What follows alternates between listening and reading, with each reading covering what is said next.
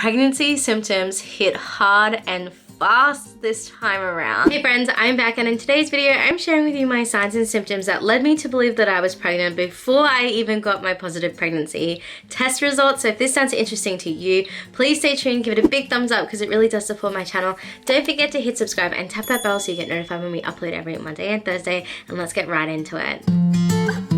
I bet you can see one now because I lost the other one. The other one said 2 to 3. So it's increased.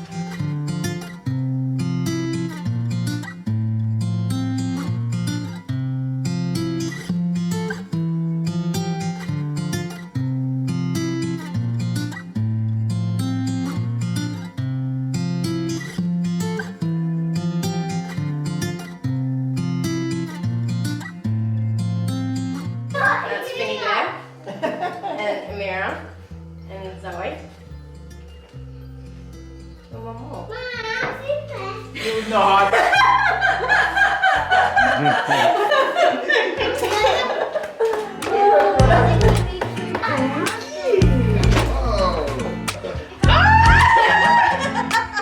Look at the front of the card.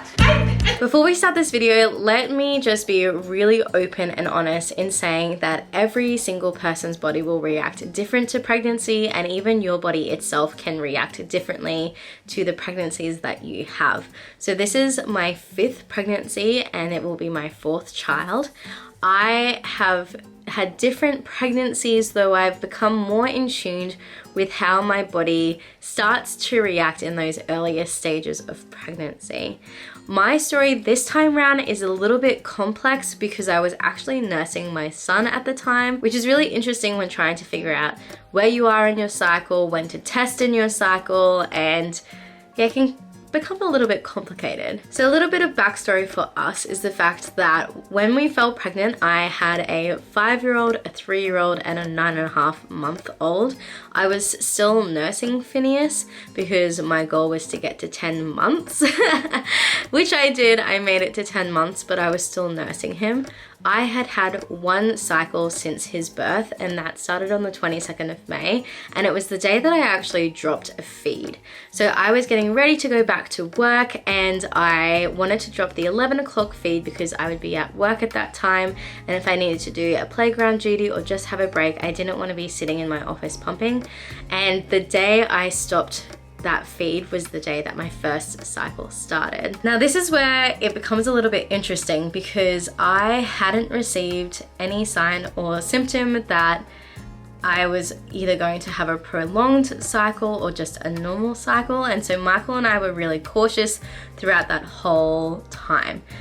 Prior to falling pregnant with Phineas, my cycles were around 28 to 32 days, and we made sure that we were very much in tune with that. And so around day 32 of that cycle, I was becoming a little bit emotional and I had a little bit of cramping, and we thought we were safe to not fall pregnant, though all it takes is 1 time, and we have learnt that because soon after that I started to feel pregnant. For me personally, there are 3 ways that my body tells me that I am in early stages of pregnancy before I get that pregnancy test.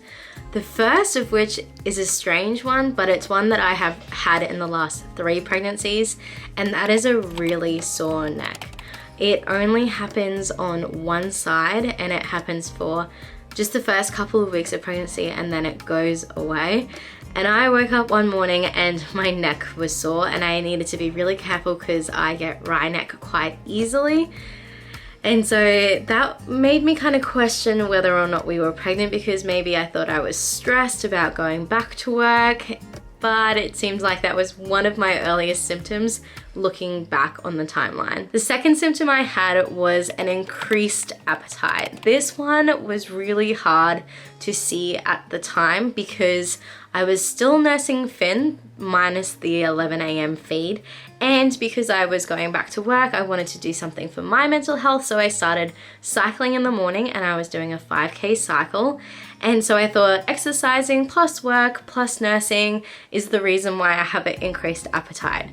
Though it looks like in hindsight it was a sign, early sign of being pregnant, and I I kind of thought potentially, but I didn't know for certain. Then the thing that really made me believe that I was pregnant and that I needed to take a test 14 days past was the fact that I was watching television and an ad came on for McDonald's, and they were celebrating how many years they had been operating in Australia, and they wanted to thank the crew members past, present and future for all the work that they have done into making McDonald's what it is here in Australia.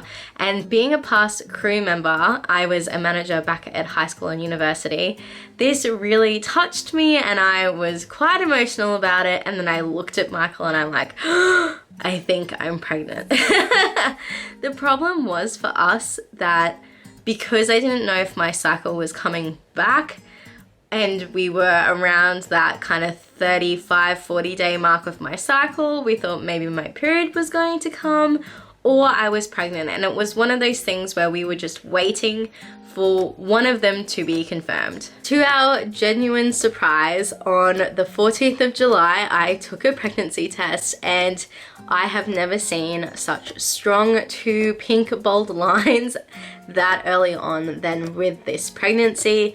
I was in actual shock that I threw that pregnancy test in the bin just because I thought that my signs of an increased appetite and a sore neck and being emotional were more so connected to the fact that my cycle was going to start, not the fact that I was actually pregnant. Because sometimes you can mix the two up, which is the reason why it's so important to wait those 14 days to make sure that you are positive. In saying that though, with my pregnancy with Zoe, I tested 14 days after, and Michael and I knew that we were 100% pregnant, and my pregnancy test came back negative.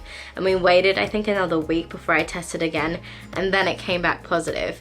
But when we went for our dating scan, it should have tested positive the first time I tested. So sometimes it can be really complicated and tricky because you test and you're not, but you are, or you think you are and you test and you're not. And so it's one of those things where I feel personally it's better to wait for a definite answer that your cycle is or isn't coming before testing, because seeing that negative test really can break you. But remember, your worth is absolutely not in that pregnancy test at all. Now, I don't know if something mentally switches in your brain or your HGC levels just soar after that 2 weeks post ovulation time, but pregnancy symptoms hit hard and fast this time around.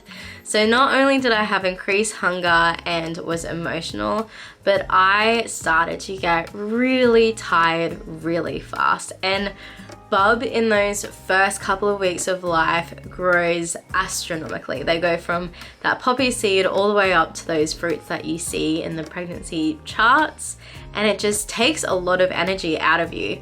And I'm also working full time with 3 kids, 5 and under. So this pregnancy, I feel like it's taking a lot out of me, and I'm trying to find that balance of looking after myself, looking after the kids, and making sure that I am the best person that I can be also heading into work.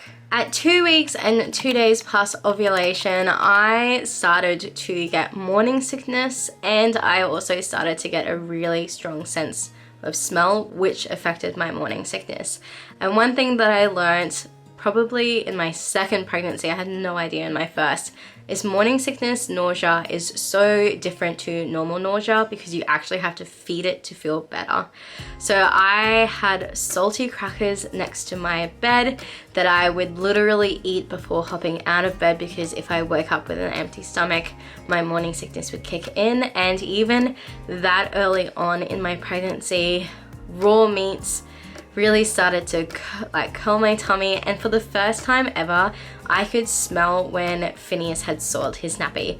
Up until then, which is 10 months, I could never whiffed a smell of Finn's nappy. I would literally have to be holding him to smell it, which if I hadn't taken a test by then, I would absolutely know for certain that I was pregnant.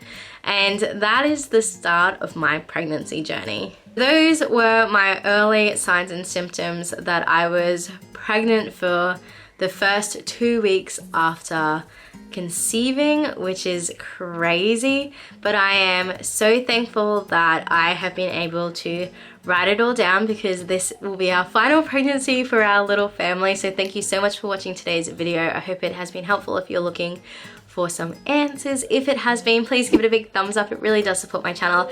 Don't forget to hit subscribe and tap that bell because we upload every Monday and Thursday. Because this parenting gig, it doesn't come with a rulebook. We only have each other. And I'll see you in my next video on Thursday. Bye. I'm somewhere in the middle, try to find myself again, but life is one big riddle.